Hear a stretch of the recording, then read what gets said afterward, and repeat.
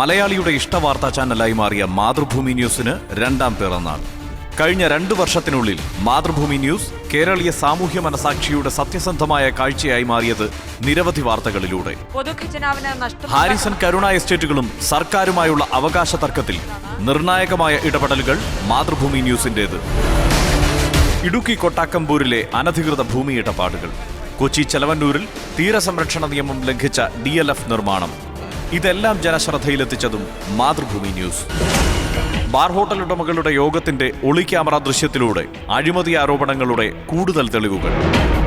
ഗുരുവായൂരിൽ ശ്രീകോവിലിനുള്ളിൽ ഭക്തരെ മർദ്ദിച്ച ദൃശ്യങ്ങൾ പുറത്തുവിട്ടതും പാലക്കാട്ടെ HSA മലയാള നിയമന അഴിമതി പുറത്തുകൊണ്ടുവന്നതും മാതൃഭൂമി ന്യൂസ്. സമര കലാശാലയായി മാറിയ കാലിക്കറ്റ് സർവകലാശാലയെക്കുറിച്ച് എണ്ണമറ്റ റിപ്പോർട്ടുകൾ.